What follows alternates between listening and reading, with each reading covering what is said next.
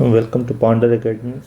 तो Indian national movement के इस सीरीज के चौथे वीडियो में आपका स्वागत है। तो अभी तक हम लोग ने देखा था कि बंगाल विभाजन और उसके प्रतिक्रिया में हुआ स्वदेशी आंदोलन। तो आज के वीडियो में हम लोग उससे आगे देखेंगे। तो जैसा कि हम लोग लास्ट वीडियो में देखा था कि बंगाल विभाजन जो हुआ था वो धर्म के नाम पे था। हिंदू का अलग एरिया था, उसको एक अलग स्टेट बनाने का बात हुआ था, और मुस्लिम वाले को अलग स्टेट बनाने का बात हुआ। तो चूँकि जब बंगाल विभाजन धर्म के नाम पर हुआ था तो उसी टाइम भारत में धर्म की राजनीति स्टार्ट हो गई थी, धर्म के नाम पे राजनीति शुरू हो गई थी। और उसी के कारण 1906 ईस्वी में 1905 से बंगाल विभाजन की घोषणा हुई थी, और 1906 ईस्वी में ढाका में मुस्लिम लीग की स्थापना हुई। मुस्लिम लीग की स्थापना ढाका में हुई थी, और उसके संस्थापक सदस्य जो थे आगा खान, नवाब सलीमुल्लाह और मोहम्मद अली जिन्ना, और आगा खान उसमें से अध्यक्ष थे। ठीक है। तो 1906 में मुस्लिम लीग की स्थापना हुई, और उसका पहला अधिवेशन ढाका में ही हुआ था, उसका दूसरा अधिवेशन कराची में हुआ, और तीसरा अधिवेशन अमृतसर में हुआ। तो अमृतसर में जो तीसरा अधिवेशन हुआ था उसमें मुस्लिम लीग ने अपने लिए यानी मुस्लिमों के लिए पृथक निर्वाचक मंडल की मांग की थी कि अलग निर्वाचक मंडल होना चाहिए। जैसे कुछ सीट ऐसा होना चाहिए जिस पर सिर्फ मुस्लिम ही चुनाव लड़ सके, कोई और न लड़ सके। तो ये डिमांड 1908 में मुस्लिम लीग ने ब्रिटिश सरकार के सामने रखी थी, पृथक निर्वाचन मंडल का। और इस डिमांड को कब रखा गया था, इसके बारे में कब चर्चा हुई थी, तो अमृतसर अधिवेशन में इसका प्रस्ताव पारित हुआ था और 1908 में रखा गया था। ब्रिटिश पहले से ही चाहते थे कि हिंदू मुस्लिम एकता को पनपने न दिया जाए, उसको तोड़ के रखा जाए। तो उन्होंने तुरंत उनकी मांग 1908 में मांग रखी, और 1909 में उसको मान लिया गया मार्ले मिंटो सुधार बिल में। तो मार्ले उस टाइम के राज्य सचिव हुआ करता था, और मिंटो वायसराय, ये मतलब प्रधानमंत्री राष्ट्रपति ऐसा हुआ करता था।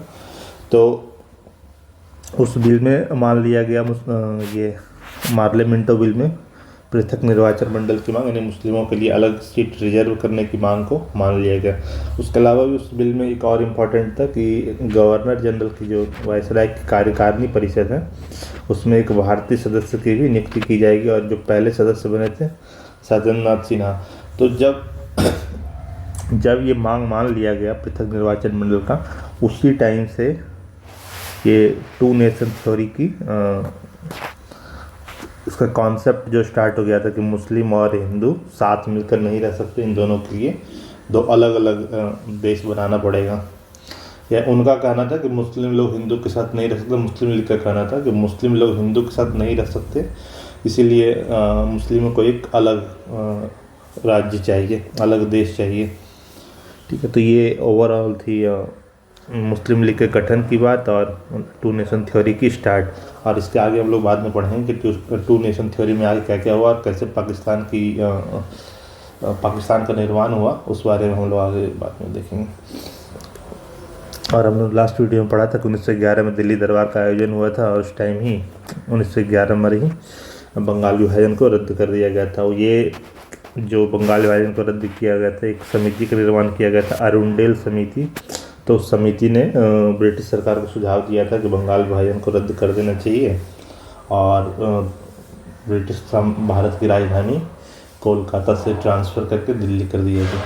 तो ये दोनों समिति अरुंडेल समिति का, दोनों सुझाव जो था अरुंडेल समिति का था। अब इसके आगे हम लोग देखते हैं कि भारत में जो क्रांतिकारी आंदोलन की स्टार्ट कैसे हुई।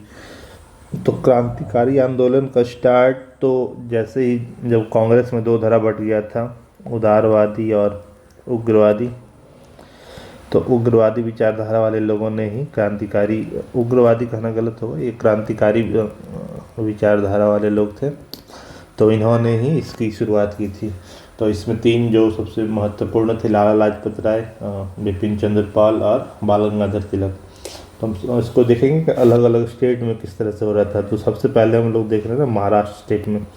तो महाराष्ट्र स्टेट में इसको लीड कर रहे थे बाल गंगाधर तिलक, और उन्होंने हिंदुओं के एकता के लिए बहुत प्रयास किया कि जैसे कुछ महोत्सव का आयोजन किया, जैसे गणपति महोत्सव, शिवाजी महोत्सव, ताकि हिंदुओं के बीच में एकता कायम हो सके और उस एकता के बल पर वो क्रांतिकारी आंदोलन को आगे बढ़ा सके। ठीक है। उनकी एक पत्रिका थी केसरी, केसरी पत्रिका के संपादक हुआ करते थे वो, और उसमें ब्रिटिश सरकार के विरोध में लेख लिखा करते थे। उस लेख के कारण ही उनको 6 साल की सज़ा दे दी गई थी देशद्रोह के आरोप में। एक और चापेकर बंधु हुआ करते थे, उनका एक आर्य बांधव समिति नाम का एक संगठन था। फिर एक इम्पॉर्टेंट है वीर सावरकर या विनायक दामोदर सावरकर। तो इन्होंने 2 संगठन की स्थापना की थी, अभिनव भारत समाज और मित्र मेला। तो अभिनव भारत समाज और मित्र मेला में वीर सावरकर के साथ साथ इनके बड़े भाई भी थे, उनका नाम था गणेश सावरकर। तो मित्र मेला की अगर पूछे स्थापना किसने की, तो वीर सावरकर, विनायक दामोदर सावरकर और गणेश सावरकर। और अभिनव भारत समाज की स्थापना सिर्फ विनायक दामोदर सावरकर ने की थी। अब अभिनव भारत के सदस्यों ने ही नासिक के डीएम, उसका नाम था जैक्सन, नासिक के डीएम की हत्या कर दी थी। इस हत्या को नासिक षड्यंत्र केस के नाम से जाना जाता है, नासिक कॉन्स्पिरेसी केस। इसके साथ ही वीर सावरकर ही पहले व्यक्ति थे जिन्होंने 1857 की क्रांति को प्रथम स्वतंत्रता संग्राम कहा था। ठीक है। अब बंगाल में देखते तो बंगाल में एक अनुशीलन समिति थी, तो कोलकाता का जो स्थापना हुई थी, अनुशीलन समिति कोलकाता में जो स्थापना हुआ था, उसकी स्थापना की थी वरेंद्र कुमार घोष और जतेंद्र नाथ बनर्जी ने। ढाका में जो अनुशीलन समिति बनी थी, उसके संस्थापक थे प्रथम नाथ मित्रा और पुलिन दास। फिर मुजफ्फरपुर में किंग्सफोर्ड जज हुआ करता था, उसकी हत्या का प्रयास किया गया था प्रफुल्ल चाकी और खुदीराम बोस के द्वारा। तो प्रफुल्ल चाकी इसके बाद डर के मारे उन्होंने आत्महत्या कर ली थी, और खुदीराम बोस को 16 वर्ष की उम्र में फांसी पर लटका दिया गया था। ठीक है। एक और क्रांतिकारी घटना हुई थी अलीपुर षड्यंत्र केस के नाम से। उसमें 2 मुख्य उसके क्रांतिकारी थे उस घटना में शामिल, वरेंद्र नाथ और अरविंद घोष।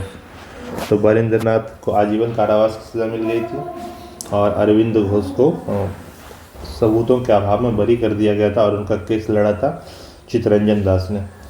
ठीक है। और उसके बाद ये इन्होंने क्रांतिकारी जीवन से संन्यास लेकर सन्यासी बन गए और पौंडीचेरी चले गए, और वहाँ पे उन्होंने अपने आश्रम की स्थापना की थी।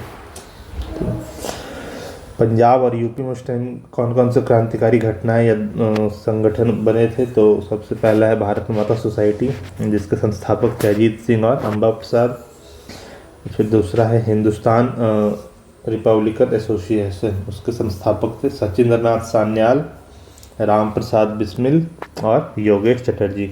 राम प्रसाद बिस्मिल वही जिन्होंने कहा था सरफरोशी की तमन्ना अब हमारे दिल में है, देखना है जोर कितना बाजुए कातिल में है। उनको काकोरी कांड में फांसी की सजा दी गई थी। जो हिंदुस्तान रिपब्लिक एसोसिएशन है, इसकी स्थापना कानपुर में हुई थी 1924 ईस्वी में। बाद में भगत सिंह भी इस एसोसिएशन से जुड़े थे, इसी संगठन से जुड़े थे। भगत सिंह ने अपना एक अलग संगठन भी बनाया था पहले, उसका नाम था नौजवान सभा, इसके संस्थापक थे भगत सिंह। और जब केंद्रीय सेंट्रल असेंबली वाले बम कांड में जब इनको फांसी दे दिया गया था, भगत सिंह, राजगुरु और सुखदेव को 23 मार्च 1931 को, तो उसके बाद इसका नाम बदलकर हिंदुस्तान रिपब्लिकन एसोसिएशन का नाम बदलकर हिंदुस्तान सोशलिस्ट रिपब्लिकन एसोसिएशन कर दिया गया था चंद्रशेखर आज़ाद के द्वारा। ठीक है। और चंद्रशेखर आज़ाद की मृत्यु अंग्रेज़ों से लड़ते हुए अल्फ्रेड पार्क में हुई थी इलाहाबाद में। तो ये एक इम्पॉर्टेंट बात है इनके बारे में जानने का। फिर लाहौर षड्यंत्र के एक इम्पॉर्टेंट है कि भगत सिंह को कब फांसी दी गई थी, भगत सिंह, राजगुरु और सुखदेव, इन तीनों को कब फांसी दी गई थी, तो डेट इम्पॉर्टेंट हो जाता है 23 मार्च 1931 ईस्वी को। तो ये भारत में जो कुछ क्रांतिकारी आंदोलन या संगठन काम कर रहे थे और उनकी क्या क्या महत्वपूर्ण गतिविधियाँ थी उसके बारे में है। भारत के बाहर भी कुछ लोग थे जो स्वतंत्र संग्राम में क्रांतिकारी रूप से शामिल हो रहे थे। तो उसमें सबसे मुख्य नाम है श्यामजी कृष्ण वर्मा का। तो श्यामजी कृष्ण वर्मा इन्होंने स्टार्ट किया था Indian home rule society London में। इसके अलावा इन्होंने इंडिया हाउस की स्थापना भी की थी लंदन में। तो ये दोनों संगठन श्यामजी कृष्ण वर्मा का था। और इंडिया हाउस में ही के ही सदस्य थे मदन लाल धिंगरा। इंडिया हाउस के सदस्य थे मदन लाल धिंगरा, और इन्होंने करजन वायली की हत्या की थी। ठीक है, तो ये एक इम्पॉर्टेंट बात है उसमें। उसके अलावा यूएसए और सैन फ्रांसिस्को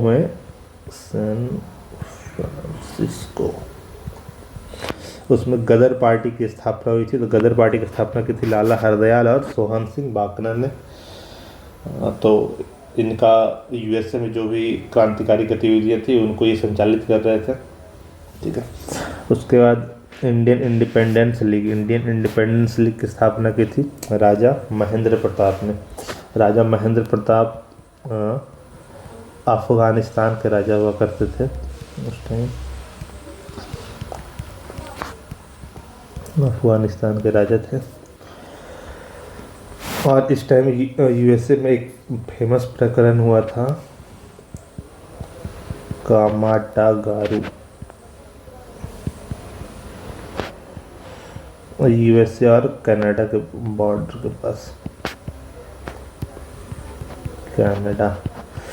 तो इसमें कामाटागारू एक जहाज़ का नाम था, उसमें इंडियन जा रहे थे यूएसए, और उससे इंडियन यूएसए और कनाडा जा रहे थे, बट उसको वहाँ पे उतरने नहीं दिया गया था। ये जापानी जहाज़ था। ठीक है, तो एक और नाम है बहुत इम्पॉर्टेंट हो जाता है, मैडम भीखाजी रुस्तम कामा। मैडम भीखाजी कामा का, ये पेरिस में रहती थी और इन्होंने पहली बार तिरंगा फहराया था स्टुगार्ट के जर्मनी में। जर्मनी देश में एक शहर का नाम था स्टुगार्ट, वहाँ पे हुआ था इंटरनेशनल सोशल कॉन्फ्रेंस। तो उसी कॉन्फ्रेंस में इन्होंने पहली बार तिरंगा झंडा फहराया था। और वो तिरंगा झंडा जो फहराया था वो अभी के झंडे जैसा नहीं था। उसका वो फ्लैग जो था उसमें हरा कलर, पीला कलर और लाल कलर था, लेकिन हमारा जो वर्तमान फ्लैग है वो उससे इंस्पायर है। ठीक है, और मैडम भीखाजी रुस्तम कामा को मदर ऑफ इंडियन रिवॉल्यूशन भी कहा जाता है। तो ये कुछ इम्पोर्टेंट क्रांतिकारी संगठन थे जो देश के बाहर क्रांतिकारी गतिविधियाँ ऑर्गेनाइज कर रहे थे। और उसके बाद ये सब देश के अंदर, भारत के अंदर जो कर रहे थे। ठीक है, इसके आगे फिर हम लोग नेक्स्ट टॉपिक में देखेंगे कि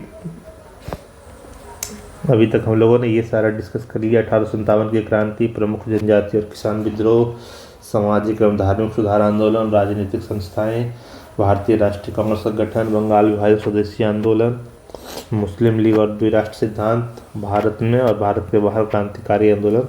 अब हम लोग का जो नेक्स्ट टॉपिक रहेगा, महात्मा गांधी का आगमन होगा भारत में और गांधी युग की शुरुआत होगी।